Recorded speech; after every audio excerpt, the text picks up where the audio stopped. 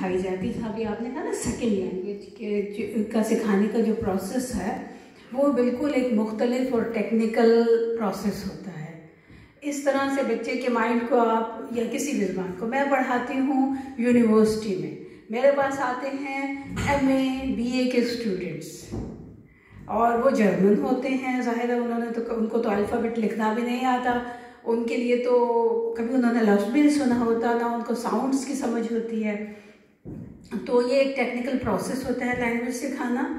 जिसमें आप उनको साउंड्स के बारे में बता सकते हैं, टेक्निक्स के बारे में बताते हैं। इसलिए अभी आपने जो मुझे किताबें दिखाई ये हम MA के लेवल में भी पढ़ाते हैं। ये जो कुछ भी आप ऑक्सफोर्ड यूनिवर्सिटी से जो बुक्स आती हैं वाकई वो बहुत लैंग्वेज माहिरीन ने बनाई हैं और इन तमाम डिटेल्स को देखकर बनाई हैं कि एक जो नया सीखने वाला होता है वो कैसे सीखे। अच्छा, उर्दू के जो अल्फ़ाबेट्स हैं उसको लिखने का प्रोसेस 3 या 4 5 स्टेप्स में जाता है और बहुत ही कंफ्यूजिंग होता है, क्योंकि हम तो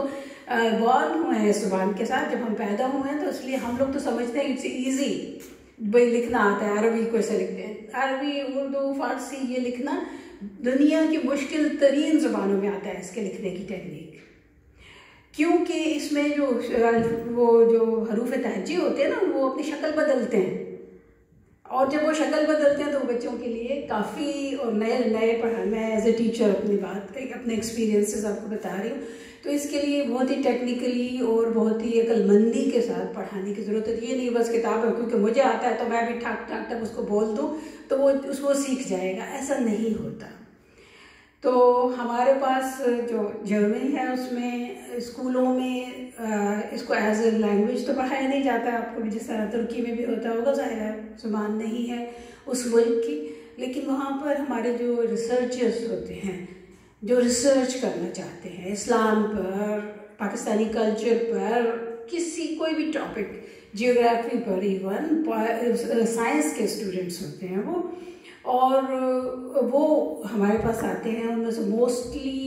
MA होते हैं या PhD डॉक्टर्स होते हैं या वो किसी रिसर्च वर्क के लिए या किसी प्रोजेक्ट के लिए पाकिस्तान में उन्हें जाना होता है।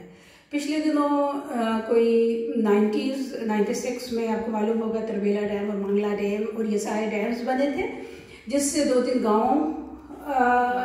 उन्होंने हटा दिए थे और बहुत इंटरनेशनली उस पर एहतजाज हुआ था, क्योंकि गवर्नमेंट ऑफ पाकिस्तान उस पर कोई संजीदगी से कोई तवज्जो ही नहीं दी थी कि कितने पाकिस्तानी घर हैं जो तबाह हुए, कितने घराने जिनका तुमने पैसे वो सारा ज़मीन बना ली, गांव के गांव बह गए और आपने लोगों को उसका अल्टरनेट ही नहीं दिया।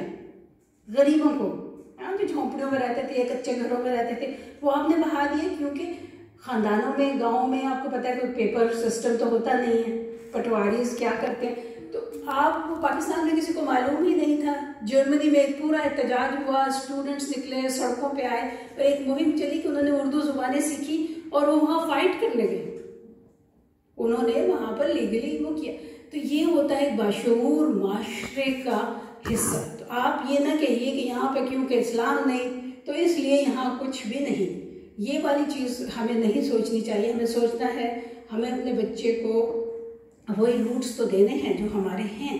लेकिन उसका ये मतलब नहीं कि जी आपने ये कहना है कि ये माशरा अच्छा नहीं है तुमने अच्छा बनाना है। बात ये नहीं है, आपने दोनों अपनी अच्छाई उनको देनी है, उनकी अच्छाई खुद लेनी है। तो ये वाले भी मैं आपसे रिक्वेस्ट करना चाहूँगी कि मुझे बहुत अच्छा लगा जब आपने वहाँ पे बताया कि एक डैनिश प्रोग्राम में बच्चे गए, उन्होंने उसमें उस एक्टिविटी में हिस्सा लिया। मेरी ये भी ख्वाहिश होगी कि आप एक ऐसा यहाँ प्रोग्राम शुरू करें, उसमें डैनिश बच्चों को या लोगों को आप एक ऑफ़र दें कि हम यहाँ उर्दू लैंग्वेज सिखाते हैं, तो वो उस ऑफ़र में वो लोग आएंगे वंस अ वीक, आप रखें उसको। आप देखेंगे कि आपको जिस तरह हम यूनिवर्सिटी में बता रहे हैं ना, आपको हमें कि मालूम ही नहीं था कि मंगला डैम के लोगों के साथ हुआ क्या। उनके पास हिस्ट्री लिखी हुई थी, रिकॉर्ड बना हुआ था, डाटा था, एवरीथिंग कि हुआ क्या। तो हमें ये इन चीज़ों को अपने बच्चों को बहुत ही शऊर देना है कि वो लोग भी ऐसे काम करें। फिर वो लैंग्वेज सीखते हैं, उनसे पूछा जाता है क्यों लैंग्वेज सीख रहे हो,